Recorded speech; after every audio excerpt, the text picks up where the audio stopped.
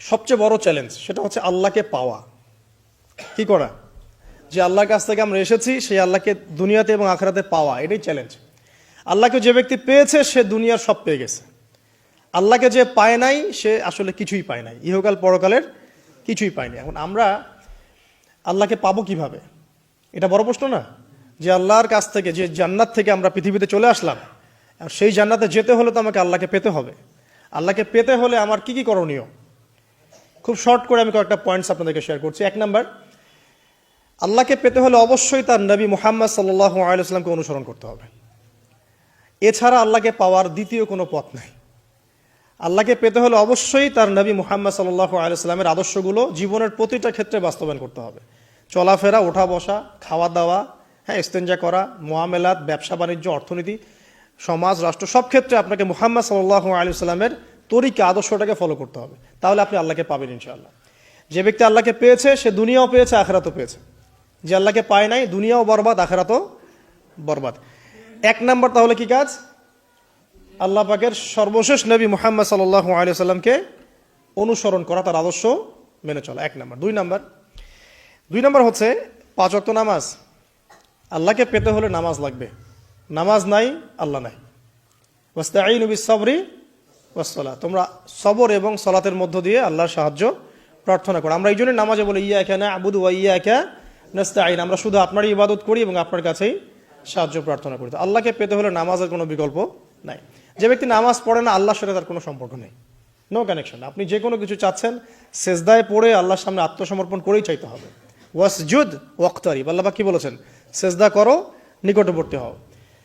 তো ব্যাখ্যা অনেক করা যায়। নামাজ না পড়লে কিন্তু মানুষ কুফরিতে লিপ্ত হয়। যে ব্যক্তি মান তারাকা সালাতান মুতাআম্মিদান ফাকাদ কাফারা, যে ব্যক্তি সালাতকে অস্বীকার করে, ফরজ নামাজকে অস্বীকার করে, সে ব্যক্তি কিন্তু কুফরিতে চলে যায়। ঠিক আছে? তারপরে বাইনা রাজুলি ওয়া বাইনা শিরকি ওয়াল কুফরি তারকুস সালাহ, একজন মুমিন বান্দা এবং অমুসলিমদের মধ্যে পার্থক্যই নামাজ। নামাজের বিষয়ে অনেক কথা আমি আগেও বলেছি, আপনারা শুনেছেন, অন্য আলেমদের কাছেও শুনেছেন। এক বাক্যে নামাজ না পড়লে ইসলামের রশিটা কেটে যাবে। মুআয বিন জাবালকে নবী সাল্লাল্লাহু আলাইহি ওয়াসাল্লাম বলেছেন যে যদি মান তারাকা সালাতান মুতাআম্মিদান, কেউ যদি সালাতকে ইচ্ছা করে ছেড়ে দেয়, ফাকাদ বারিআত মিন জিম্মাতিল্লাহ, সে ব্যক্তি আল্লাহর জিম্মেদারি থেকে মুক্ত হয়ে যাবে। তার উপর আল্লাহর কোনো জিম্মাদারি নাই, আল্লাহর নিরাপত্তা, জিম্মাদারি থেকে সে মুক্ত। তো 5 ওয়াক্ত নামাজ আল্লাহ পাক আমাদের সবাইকে জামাতের সাথে পড়ার তৌফিক দান করুন। এর পাশাপাশি নফল নামাজ বাড়িয়ে দেওয়ার তৌফিক দান করুন, এবং স্পেশালি তাহাজ্জুদের নামাজ যদি পারেন 2 রাকাত হলেও নিয়মিত তাহাজ্জুদের নামাজ পড়ার তৌফিক আল্লাহ পাক আমাদেরকে দান করুন। আর নামাজের বাহ্যিকতা নিয়ে এত বেশি ঝগড়ায় যাবেন না। এখন আমরা যত ঝগড়া নামাজের বাহ্যিকতা নিয়ে, হাত বাঁধা, রফুল ইয়াদাইন, আমিন আর পায়ে পা, এগুলো নিয়ে ঝগড়া শেষ আছে? নাই। ইসলামের বিরোধী শক্তিরা হাত ভেঙে ফেলার পায়তারা করে ফেলেছে অলরেডি। হাতই না থাকলে আপনি বাঁধবেন কোথায়? মনে করেন আপনার হাতই নাই, বাঁধবেন কি উপরে না নিচে? তো এই হাত তো ভেঙে ফেলার পায়তারা করা হয়েছে। এখন আপনি পড়ে আছেন বাঁধার কোন জায়গায় বাঁধবেন সেটা নিয়ে, অথচ পুরো বৈশ্বিক চক্রান্ত মুসলিমদের বিরুদ্ধে, হাতটাই ভেঙে ফেলে দিবে। তুই বাঁধবি কোথায় হাত? তারপর দেখবো। এখন এটা আমরা বুঝতে পারি না। এটা বোঝার জন্য যে জ্ঞান, ইলম, নূর দরকার, তা তো নাই আমাদের মধ্যে। এই জন্য আপোষের ঝগড়া নিয়ে পড়ে আছি। যে ছোটোখাটো যে ইখতিলাফি মাসআলাগুলো চলে আসছে দীর্ঘদিন থেকে, এগুলোর কোনো সমাধানে আসতে পারবে না কিন্তু কেউ। পক্ষে বিপক্ষে কথা চলতেই থাকবে কিয়ামত পর্যন্ত, ওইগুলো নিয়ে আমরা ব্যস্ত আছি। তো আমি রিকোয়েস্ট করব, নামাজের আধ্যাত্মিকত্বের দিকে ফোকাস করেন। নামাজের আধ্যাত্মিকত্ব কি? আপনি আল্লাহর সামনে দাঁড়িয়েছেন, দুনিয়ার সাথে এখন আপনার কোনো সম্পর্ক নাই, আপনি এবং আল্লাহ, মাঝখানে কিছু নাই। নামাজে যা পড়ছেন, সূরা ফাতিহা, অন্যান্য সূরা, রুকু, তাসবিহ, সিজদা, তাশাহুদ, দরুদ, অর্থ বোঝার চেষ্টা করেন এবং অর্থের দিকে ফোকাস করেন, আল্লাহকে পাবেন ইনশাআল্লাহ। সিজদায়, রুকুতে যখন যাচ্ছেন, আপনি চিন্তা করেন যে আপনি মহাবিশ্বের মহা শক্তিধর আল্লাহ রাব্বুল আলামিনের সামনে মাথা নত করেছেন। আপনি চিন্তা করেন যে আল্লাহ আপনাকে দেখছেন। এখন যখনই মানুষ নামাজে দাঁড়ায়, আল্লাহ পাক তার দিকে দৃষ্টি নিবদ্ধ করে, এবং যখন মানুষ এদিক ওদিক তাকানো শুরু করে নামাজে, আল্লাহ পাক মুখ ঘুরিয়ে নেন। হ্যাঁ, নামাজে ওই যে আমরা যে ডিজিটাল নামাজ পড়ি না, এখন ডিজিটাল মানে 4 রাকাত নামাজ 4 মিনিটে শেষ। এক রুকু করলে সেজদা পাওয়া যায় না, সেজদার তাসবিহ পড়লে আবার এদিকে দেখা যায় যে দ্বিতীয় সেজদায় চলে গেছে অলরেডি ওঠার আগেই। অনেক ক্ষেত্রে ইমাম সাহেবরাও খুব দ্রুত নামাজ পড়ান, অনেক দ্রুত পড়ান। এত দ্রুত নামাজ পড়াবেন কেন? নামাজ জামাতে পড়লে সংক্ষিপ্ত করতে বলা হয়েছে, কিন্তু এত দ্রুত তো পড়তে বলা হয়নি। এখনও দেখবেন মক্কা মদিনায় গিয়ে নামাজ দেখবেন, মাশাআল্লাহ, নামাজটা তাদের মাশাআল্লাহ, এটার প্রশংসা না করলে হক আদায় হবে না। নামাজটা অসাধারণ, ধীর স্থিরভাবে ফজরের নামাজ 20 মিনিট, 15 মিনিট, 20 মিনিট পড়াচ্ছে নামাজ, রিল্যাক্স। নামাজে দাঁড়ালে চমৎকার তেলাওয়াত হচ্ছে, আপনি ভুলে যাচ্ছেন নিজেকে। তেলাওয়াত হবে চমৎকার, এবং সবচেয়ে ভালো যিনি তেলাওয়াত করতে পারেন তাকে নামাজে দিতে হবে। রিল্যাক্সে নামাজ পড়বে। ক্ষেত্র বিশেষে আপনি শর্ট করতে পারেন, কিন্তু সবসময় কেন আমরা 4 রাকাত নামাজ 3 মিনিটে শেষ করে দিব? আবার নামাজের পর দোয়াটা হবে লম্বা, অথচ নামাজটাই ছিল দোয়া, নামাজটাই কিন্তু দোয়া। এখন সেজদায় আমরা যদি কান্নাকাটি করতে না শিখি, আল্লাহর সামনে আমি মাথা নত করেছি, এখানে নিজের মনের যত আবেগ, আকুতি, দোয়া, এগুলো আল্লাহর সামনে ঢেলে না দিতে পারি, এই দোয়া কালাম না শিখি, তাহলে তো নামাজের আধ্যাত্মিকত্ব অর্জন হলো না। সাহাবীরা কেমন করে নামাজ পড়তেন যে নামাজ পড়ার পরেও তাদের গা থেকে তীর বের করা যায়? কিভাবে তারা নামাজ পড়তেন? তাহলে নবী সাল্লাল্লাহু আলাইহি ওয়াসাল্লাম কিভাবে নামাজ পড়তেন যে নামাজ পড়ার ফলে তার পা মোবারক ফুলে যাইত? 1 রাকাতে তিনি 4 পারা কোরআন তেলাওয়াত করতে পারলেন কিভাবে? তো তাদের নামাজ আর আমাদের নামাজ, আল্লাহ রাব্বুল আলামিন তার রাসূলের মাধ্যমে একটা হাদিসে জানিয়েছেন যে এমনও অনেক নামাজি আছে, নাউযুবিল্লাহ, আল্লাহ পাক আমাদেরকে তাদের অন্তর্ভুক্ত না করুন, যে নামাজ পড়ার পরে আল্লাহ রাব্বুল আলামিন এই নামাজটাকে ওই নামাজের মুখের উপর নিক্ষেপ করে দেয়, তোমার নামাজের আমার কোনো দরকার নেই। আল্লাহ পাক আমাদেরকে হেফাজত করুন। ধীর স্থিরভাবে পড়েন, রিল্যাক্সে, তাড়াহুড়ার কিচ্ছু নাই। ওমা খালাকতুল জিন্না ওয়াল ইনসা ইল্লা লিয়াবুদুন, শুধুমাত্র আল্লাহর ইবাদত করার জন্যই তো পৃথিবীতে এসেছি। হোক না দোকানটা 5টা মিনিট পরে খুললে কি হবে? হ্যাঁ, জমিতে যান, জমিতে আধা ঘন্টা পরে গেলে কি হবে? যে আল্লাহ পাক আপনাকে বাঁচিয়ে রাখতে পারেন, সে আল্লাহ পাক আল্লাহর পথে সময় দিলে আপনাকে অফুরন্ত রিজিকও তো দিতে পারেন না? আপনি আল্লাহর হয়ে যান, বাকি সব আল্লাহ আপনার দায়িত্ব নিয়ে নিবে ইনশাআল্লাহ। আপনি নিজে আল্লাহর হয়ে যান, আপনার সব কিছু দায়িত্ব কে নিয়ে নিবে? আল্লাহ নিয়ে নিবে। তো আল্লাহ পাক আমাদেরকে ধীর স্থিরভাবে আধ্যাত্মিকত্ব অর্জন করে নামাজ পড়ার তৌফিক দান করুন, আমিন। তো দেখুন, আল্লাহকে পাওয়ার সবচেয়ে সেরা মাধ্যম কি? নামাজ। তার আগে বলেছি নবী সাল্লাল্লাহু আলাইহি ওয়াসাল্লামের অনুসরণ। আল্লাহকে পাওয়ার তৃতীয় একটা মাধ্যম বলে দিই আমি, সওম বা রোজা রাখা। অল্প সময় গুটিয়ে নিচ্ছি, সওম বা রোজা রাখা। রোজা কেন আল্লাহকে পাওয়ার মাধ্যম জানেন? কারণ রোজা রাখা অবস্থায় আমরা কিন্তু গোপনে পানাহার করি না, করি? আমরা রোজা রেখেছি, গোপনে কিন্তু পানি খেতে পারি, কেউ দেখবে না। গোসল করছেন, আপনি পানি খেতে পারেন, কেউ দেখবে না। লুকিয়ে লুকিয়ে আপনি কিন্তু খাবার খেতে পারেন, কেউ দেখবে না, বাসায় কেউ নাই দেখার, কিন্তু আপনি খান না। আপনি সবর করেন, সহ্য করেন, একদম সূর্যাস্তের সময় গিয়ে আপনি ইফতার করেন। এই যে কাজটা আপনি কেন করেন? কারণ আপনি ফিল করেন যে আল্লাহ আপনাকে দেখছেন। কেউ আপনাকে দেখুক না দেখুক, আল্লাহ আপনাকে দেখছেন। এটাই হচ্ছে ইহসান, এটাই হচ্ছে আল্লাহ পাকের মারিফতকে উপলব্ধি করা। আল্লাহ রাসূল সাল্লাল্লাহু আলাইহি ওয়াসাল্লাম বলেছেন, ইহসান হচ্ছে আন তা'বুদাল্লাহা কাআন্নাকা তারা, তুমি এমন ভাবে আল্লাহর ইবাদত করবে যেন তুমি আল্লাহকে দেখছো। ওয়া ইল্লাম তাকুন তারাহু ফাইন্নাহু ইয়ারাক, তুমি আল্লাহকে দেখতে না পারলেও বিশ্বাস করবে আল্লাহ তোমাকে দেখছেন। তো এটা রোজা রাখলে উপলব্ধি হয় না যে আল্লাহ আমাকে দেখছেন? এটা হচ্ছে আল্লাহকে পাওয়ার মাধ্যম। এই জন্য রমাজানের রোজা অবশ্যই রাখবো ইনশাআল্লাহ। পাশাপাশি এই যে সোমবার, বৃহস্পতিবার, বা এই যে মাসের 3 দিন আইয়ামে বীজের সওম আছে, 13, 14, 15, আরাফার সওম, আশুরার সওম বা নফল সওম, এগুলো রাখার অভ্যাস করলে আল্লাহকে পাওয়া যাবে ইনশাআল্লাহ তাআলা। আল্লাহ পাক আমাদেরকে বেশি বেশি সওম রাখার তৌফিক দান করুন। এবং আমাকে, আপনাদের সবাইকে বিগত জীবনে আমরা যারা বিভিন্ন সময় সওম রাখি নাই বা রাখতে পারি নাই, বা বিভিন্ন সালাত পড়ি নাই, পড়তে পারি নাই, এগুলোকে হিসেব করে আদায় করার তৌফিক আল্লাহ পাক দান করুন, আমিন। 4 নম্বর একটা মাধ্যম বলে দিই আল্লাহকে পাওয়ার, সেটা হলো তিলাওয়াতে কোরআন। কোরআন তেলাওয়াত যে যত বেশি করবে, অর্থ উপলব্ধি করে পড়বে, সে আল্লাহ পাককে চাক্ষুষ পাবে ইনশাআল্লাহ। মানে আল্লাহ রাব্বুল আলামিন একটা চিঠি দিয়েছেন, মনে করেন আপনাকে, আপনার একজন, কথার কথা এক্সাম্পল দিচ্ছি, যে আপনার কোনো একজন বন্ধু আছে অনেক দূরের কোনো দেশে, তা আপনি তাকে দেখেনও নাই, আপনি তাকে চিনেনও, মানে আপনি তার চেহারা দেখেন নাই, তাকে চিনেন না, তার সাথে যোগাযোগের মাধ্যম হচ্ছে আপনার চিঠি বা মেসেজ, ঠিক আছে? এখন সে আপনাকে কিছু মেসেজ পাঠালো, এই মেসেজের মধ্যে সে কিছু ইনস্ট্রাকশন দিয়েছে যে এইগুলো করতে হবে, এগুলো করতে হবে, বা আপনার প্রতি ভালোবাসার ইজহার করছে।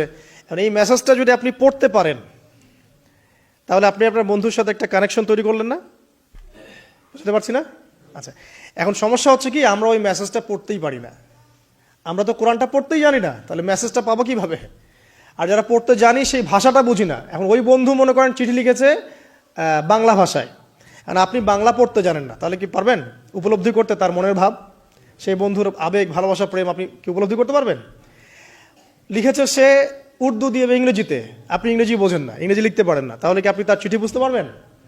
এখন আমরা যেহেতু আরবি বুঝি না, এই কারণে কোরআনের মধ্যে কি বলেছেন আল্লাহ রাব্বুল আলামিন আমরা উপলব্ধি করতে পারছি না। আমি কি বুঝাতে পারছি? তো কোরআন শুধুমাত্র তিলাওয়াত করা যথেষ্ট নয়। তিলাওয়াত করলে আপনি প্রত্যেক হরফে 10 নেকি পাবেন, কোনো সমস্যা নাই, কিন্তু ওই মেসেজটাকে উপলব্ধি করতে হলে আপনার অর্থটা জানতে হবে। অর্থ জানলে পরে আপনি দেখবেন আল্লাহকে আপনি চাক্ষুষ সামনে পাচ্ছেন ইনশাআল্লাহ তাআলা। আপনি হতাশ হয়েছেন, হতাশা দূর করার জন্য সূরা আছে কোরআনে। বিপদে পড়েছেন, বিপদ দূর করার সূরা আছে কোরআনে। আপনার রিজিকের সমস্যা কাটানোর সূরা কোরআনে আছে। কোনো হাজতের প্রয়োজন, সূরা ইয়াসিন, হাজতের সূরা চলে আসে। অসুস্থ হয়েছেন, শেফার সূরা কোরআনে আছে।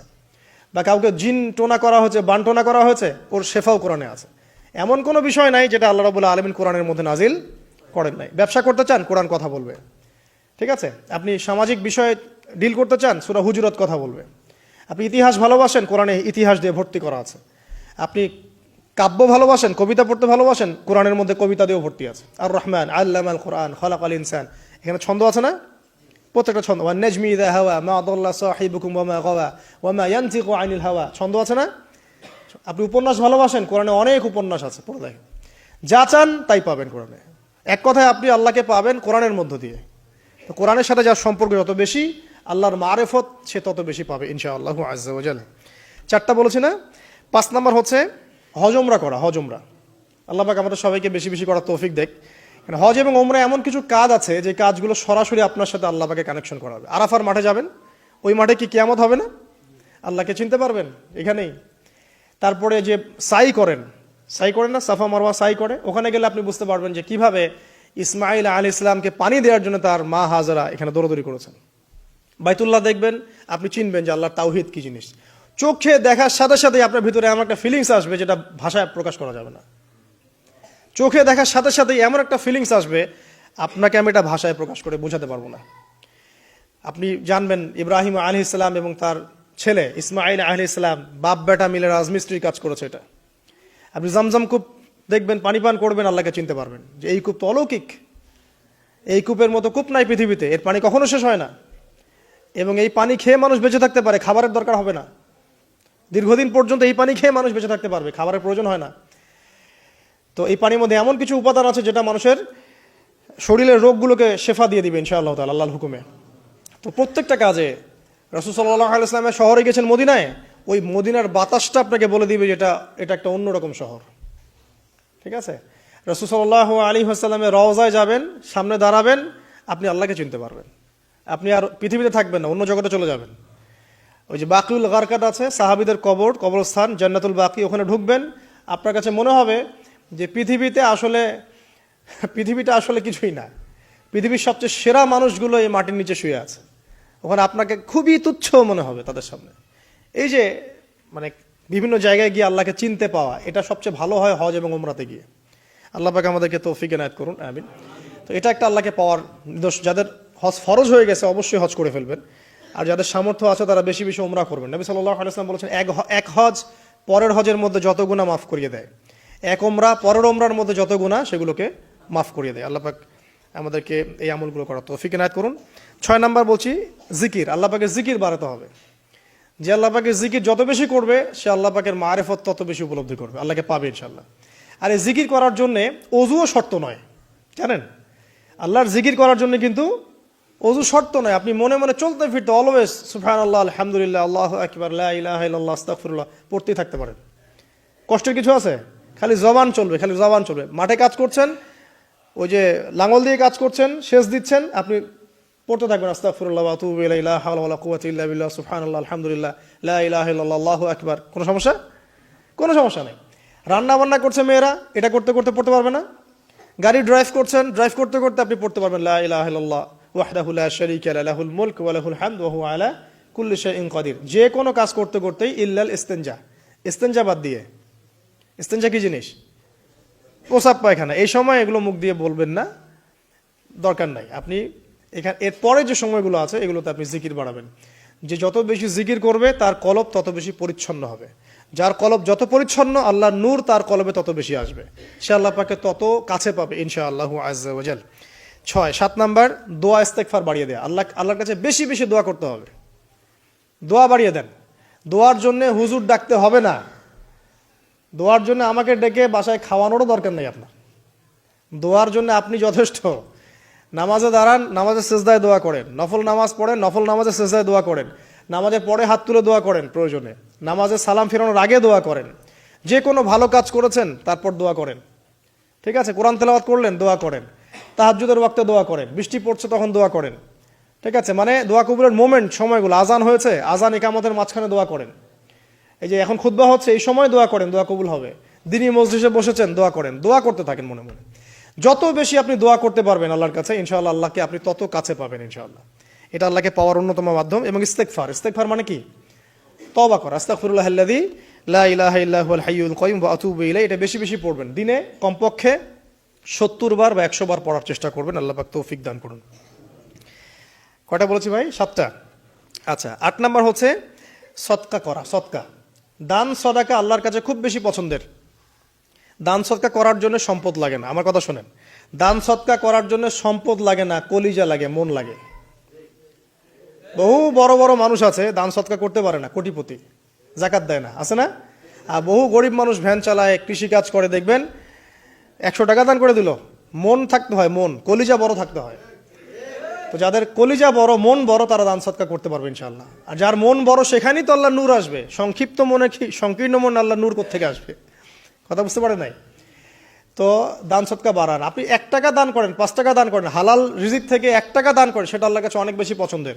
একটা হাদিসে নবী সাল্লাল্লাহু আলাইহি ওয়াসাল্লাম বলেছেন, হালাল উপার্জন থেকে আল্লাহর বান্দারা যখন একটা খেজুরও দান করে, আল্লাহ পাক সেই একটা খেজুরকে আস্তে আস্তে বড় করতে থাকেন, বড় করতে থাকেন, বড় করতে থাকেন। এটা এক পর্যায়ে পাহাড়ের সমান হয়ে যায়। এবং কিয়ামতের মাঠে মানুষ তার দান এবং সাদাকার যে ছায়া, এই ছায়ার নিচে অবস্থান করবে। আপনার বিপদ হয়েছে, দান সদকা করেন, বিপদ দূর হয়ে যাবে ইনশাআল্লাহ। জটিল কোনো রোগ হয়েছে, কোনো ডাক্তার ট্রিটমেন্ট করতে পারছে না, সদকা করেন, রোগ ভালো হয়ে যেতে পারে ইনশাআল্লাহ। সদকার ব্যাপক ফজিলত আছে। সদাকা, দান সদাকা, দোয়া, এগুলো তাকদিরের যে বিপদ আপদগুলো আছে না, ঝুলে আছে, আমাদের তাকদিরে বিপদ আছে না অনেক, এগুলোকেও সরিয়ে দিতে পারে আলহামদুলিল্লাহ। এই শক্তি আছে দোয়া এবং দান সদকার মধ্যে। আল্লাহ পাক আমাদেরকে বেশি বেশি সাদাকা করার তৌফিক দান করুন, আমিন। আর সাদাকা নফল না করতে পারলেও কমপক্ষে ফরজ যাকাতটুকু দিবেন, ফরজ যাকাতটুকু দিবেন। কারণ যাকাত, সদকা এবং ব্যবসা, এগুলো হচ্ছে ইসলামিক অর্থনীতির মূল ভিত্তি, এর সাথে কৃষিকাজ। আর দুটো বলে শেষ করে দেই। 9 নম্বর হচ্ছে আমর বিল মারুফ এবং নাহি আনিল মুনকারের কাজ করা, মানে সৎ কাজের আদেশ করা, মানুষকে অসৎ কাজে নিষেধ করা। এই কাজটা যে যত বেশি করবে সে তত বড় ব্যবসায়ী। কারণ কি, আপনার দাওয়াতে, আপনার লেকচার শুনে, আপনার বই পড়ে, আপনার নসিহত শুনে যদি একটা মানুষও দিনের পথে ফিরে আসে, ওই একটা মানুষের সারা জীবনের যে নেক কাজ, এই সমস্ত নেক কাজের একটা অংশ আপনি পাবেন ইনশাআল্লাহ। আবার আপনি কাউকে অন্যায় থেকে বারণ করেছেন, আপনার দাওয়াত শুনে কেউ সিগারেট ছেড়ে দিয়েছে, মাদক ছেড়ে দিয়েছে, জেনা ছেড়ে দিয়েছে, পণ ছেড়ে দিয়েছে, বা হারাম সুদ ছেড়ে দিয়েছে, ওই মানুষটা এখন সারা জীবন যত ভালো কাজ করবে, এই পুরো ভালো কাজের একটা অংশ আপনি পাবেন ইনশাআল্লাহ। এর চেয়ে বড় কিন্তু কোনো ব্যবসা নাই। এই কাজটা করলে আল্লাহ পাকের রহমত নেমে আসে, আর এই কাজটা ছেড়ে দিলে আল্লাহ পাকের গজব নেমে আসবে। যখন মানুষ ন্যায়ের আদেশ এবং অন্যায় নিষেধ ছেড়ে দিবে, আল্লাহর গজব নেমে আসবে। আর মানুষ যত বেশি সৎ কাজে আদেশ করবে, অসৎ কাজে নিষেধ করবে, আল্লাহর রহমত তত কাছে আসবে ইনশাআল্লাহ। আল্লাহকে পাওয়া যাবে ইনশাআল্লাহ তাআলা। আল্লাহ পাক আমাদেরকে তৌফিক এনায়েত করুন। আর সর্বশেষ একটা বলে শেষ করে দেই, সেটা হলো যে আল্লাহর দিনকে, আল্লাহর দিনের খেদমত করা বা দিনের কল্যাণে নিজেকে নিয়োজিত রাখা। আল্লাহর দিনের খেদমত করা বা দিনের কল্যাণে নিজেকে নিয়োজিত করলে আল্লাহ পাককে পাওয়া যাবে ইনশাআল্লাহ। এই পৃথিবীতে আল্লাহ পাকের সবচেয়ে গুরুত্বপূর্ণ জিনিসটা কি, নিয়ামতটা কি? আল্লাহর দিন না? এই দিন ছাড়া কি পৃথিবীতে আর কিছু আছে? একটা হাদিসে আসছে যে পুরো পৃথিবীটাই তো অভিশপ্ত। পুরো পৃথিবীটা কি? অভিশপ্ত। শুধুমাত্র দিনের এলেম অর্জনের জায়গা ছাড়া, তালেবে এলেমদের জায়গা ছাড়া, দিনী মাহফিলগুলো ছাড়া, যেখানে নামাজ হয় এই জায়গাগুলো ছাড়া, বাকি সব অভিশপ্ত জায়গা। তো এখানে পৃথিবীতে সবচেয়ে গুরুত্বপূর্ণ এবং ইম্পর্টেন্ট, আল্লাহর কাছে প্রিয় জিনিসটা কি? আল্লাহর দিন। তো আল্লাহর সেই প্রিয় জিনিসটাকে যারা এগিয়ে নেওয়ার চেষ্টা করবে, সেই দিনের খেদমত করার চেষ্টা করবে, দিনের জন্য একটা মসজিদ করা, একটা মাদ্রাসা করা, হ্যাঁ, একটা কোনো ভালো কোনো প্রকল্প করার চেষ্টা করবে, আল্লাহ পাক কি তাদেরকে রক্ষণাবেক্ষণ করবেন না? আল্লাহ পাক তাদের অভিভাবক হবেন না? নিঃসন্দেহ হবেন ইনশাআল্লাহ। এবং ইনশাআল্লাহ তাআলা তারা পৃথিবীতেও সফল হবে, পরকালেও ইনশাআল্লাহ তাআলা সাফল্যের চাদর তাদেরকে আঁকড়ে ধরবে ইনশাআল্লাহ তাআলা। আল্লাহ রাব্বুল আলামিন আমরা সবাইকে এই দুনিয়াতে আল্লাহকে পাওয়ার তৌফিক দান করুন, এবং যে কাজগুলো করলে পরে আল্লাহকে পাওয়া যায় সেই কাজগুলো বেশি বেশি করে করার তৌফিক আল্লাহ পাক দান করুন। এবং পরকালে আল্লাহ রাব্বুল আলামিন আমাদের গুনাহগুলোকে মাফ করে আল্লাহর রহমতের চাদরে আমাদেরকে আবৃত করে নিন। আল্লাহুম্মা আমিন।